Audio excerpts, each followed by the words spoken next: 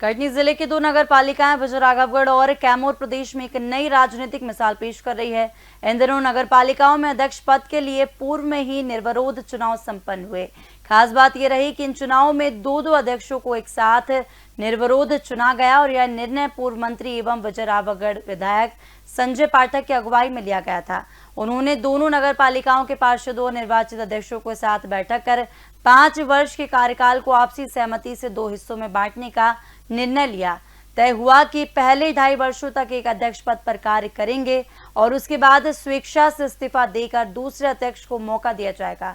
दरअसल कटनी के कैमूर नगर पालिका में मनीषा शर्मा ने अपने 2.5 वर्षों का कार्यकाल पूरा करने के बाद पद से इस्तीफा दे दिया और अगले 2.5 वर्ष के लिए हुए चुनाव में पलक ग्रोवर को निर्विरोध नया अध्यक्ष चुना गया। वहीं विजयराघवगढ़ नगर पालिका में वसुंधरा मिश्र ने भी अपने 2.5 वर्ष के कार्यकाल के बाद इस्तीफा दिया और अब अगले 2.5 वर्ष के लिए चुनाव में राजेश्वरी दुबे को निर्विरोध नया अध्यक्ष बनाया। यह राजनीतिक समझौता एक अनुकरणीय उदाहरण बन गया है, जहां सत्य को लेकर विवाद नहीं बल्कि सौहार्द और वचनबद्धता ने जगह ली है। विधायक संजय पाठक ने कहा कि हमारी प्राथमिकता जनता की सेवा है। जब सभी पार्षदों में एकता हो और संकल्प स्पष्ट हो तो विकास की राह खुद ब खुद आसान हो जाती है। इस तरह कटनी जिले की इन 2 नगर पालिकाओं ने प्रदेश ही नहीं बल्कि पूरे देश के लिए राजनीतिक शुचिता और सहयोग का उदाहरण प्रस्तुत किया है। देखिए, मध्य प्रदेश के कटनी जिले ने एक अभूतपूर्व उदाहरण प्रस्तुत किया है।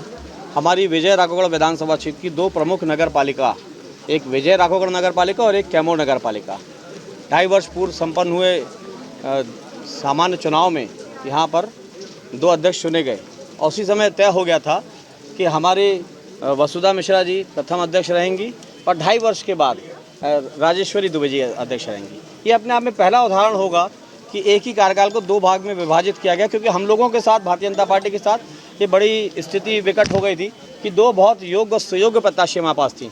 हमारे जिलाध्यक्ष आदरणीय दीपक टंडन जी उस समय चुनाव के प्रमुख अधिकारी के रूप में उपस्थित थे।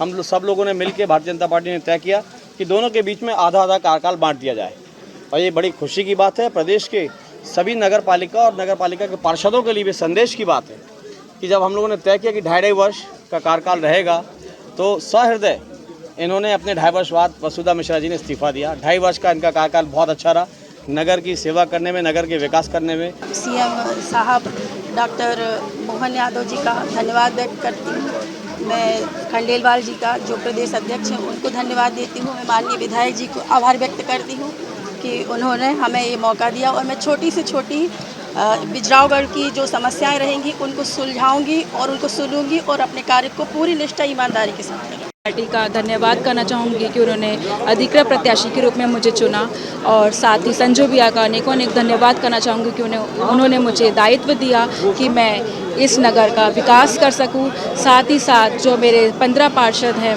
उनका भी अभिनंदन करना चाहूँगी मैं और थैंक यू बोलना चाहूँगी उन्होंने निर्विरोध चुनाव होने दिया और साथ ही साथ मैं अपना दायित्व पूरी तरह से समर्पित होके सारे वार्डों का काम और नगर का विकास करूँ।